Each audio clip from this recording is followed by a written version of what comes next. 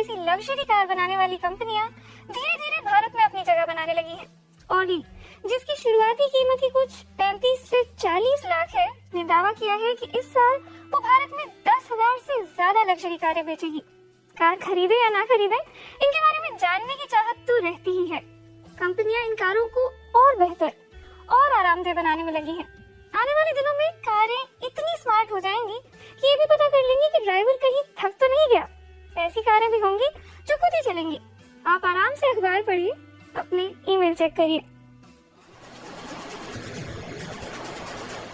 कारों की दुनिया लगातार बदल रही है। अब ये कैमरा, सेंसर और रडार के साथ आने लगी है। कारों ने तो अब देखना और सुनना भी सीख लिया है। डिजिटल नेटवर्क ने कारों की दुनिया को बहुत इंटेलिजेंट बना दिया है।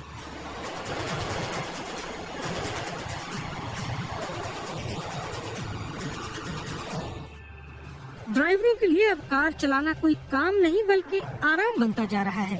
सुरक्षित तरीके से ड्राइविंग। साथ वाली कार नजर नहीं भी आ रही है तो भी उन्हें अब चेतावनी मिल सकती है, या अगर कार ट्रैक को छोड़ने लगती है तो स्टीयरिंग कांपने लगता है, यानी ड्राइवर को संदेश जाता है कि वो कार को वापस अपने ट्रैक पर ले आए। अब तो कारें ये भी समझने लगी हैं कि ड्राइवर कब थक गया है। थकान को समझने वाला मुख्य सेंसर स्टीयरिंग एंगल सेंसर है। हम ड्राइवरों को उनके बैठने के हिसाब से अलग अलग कैटेगरी में बांटते हैं, क्योंकि हर ड्राइवर अलग तरीके से बैठकर गाड़ी चलाता है। अगर आप हाईवे पर गाड़ी चला रहे हैं और सिस्टम समझ रहा है कि आप थक गए हैं, तो पहले फौरन चेतावनी नहीं दी जाती थी, लेकिन अब सिस्टम को नेविगेशन से जोड़ दिया गया है और नेविगेशन को पता है कि कुछ ही किलोमीटर बाद आराम करने की जगह है। अब हम फौरन ड्राइवर को चेतावनी देते हैं कि वह रेस्ट स्टॉप पर पहुंच जाए। कल पुर्जे बनाने वाली कंपनी कॉन्टिनेंटल शहरी ट्रैफिक के लिए एक इमरजेंसी ब्रेक पर रिसर्च कर रही है। इस प्रयोग में दिखता है कि कार किस तरह खतरे को भांप लेती है और भले ही 50 किलोमीटर की स्पीड से चल रही हो, टकराने से पहले कड़ा ब्रेक लगाती है। लेजर और कैमरे से ये तकनीक और बेहतर हुई है।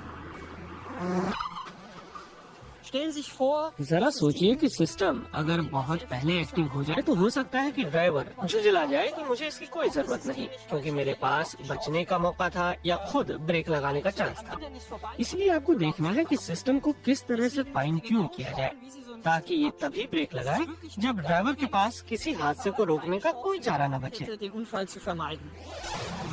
जो सुविधाएं अब तक महंगी कारों में थीं, उन्हें अब कम दाम वाली कारों में भी लगाया जा रहा है।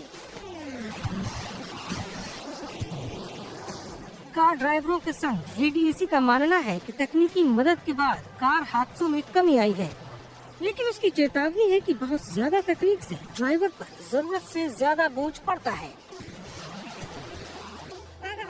ड्राइविंग असिस्टेंट सिस्टम ड्राइवर की सहायता और संकट के वक्त उसकी मदद के लिए बनाया गया है। खास ख्याल रखने वाली बात है कि इसकी वजह से उसका ध्यान नहीं भटकना चाहिए, जैसे कि बहुत ज्यादा चमकने वाली बत्ती नहीं लगानी चाहिए। मोड़ते वक्त इंडिकेटर ऑन करने पर बहुत आवाज नहीं होनी चाहिए कि ड्राइवर सिस्टम में ही उलझ कर रह जाए। ध्यान भटकाने वाली सबसे खतरनाक चीज स्मार्टफोन। इससे बचने के लिए कार को इंटरनेट से जोड़ना होगा। मिसाल के तौर पर कारों में एप्स इंस्टॉल किए जा सकते हैं, एंटरटेनमेंट से लेकर सुरक्षा तक के एप्स। ब्रिटेन की लग्जरी कार बेंटली ने बिजनेस क्लास के ग्राहकों के लिए ऐसी कार पेश की है जो चलता फिरता दफ्तर है। इसमें इंटरनेट भी है और ऐसा रिमोट भी जिससे पिछली सीट पर बैठे बैठे सामने का रेडियो ऑपरेट हो सकता है। ऐसा इसलिए कि आप लग्जरी ड्राइविंग कर रहे हैं, स्टीयरिंग एक ड्राइवर संभाल रहा है और आप पीछे आराम से बैठे हैं। कंपनी ने इस ब्रांड का नाम दिया है इंडिपेंडेंट ड्राइविंग।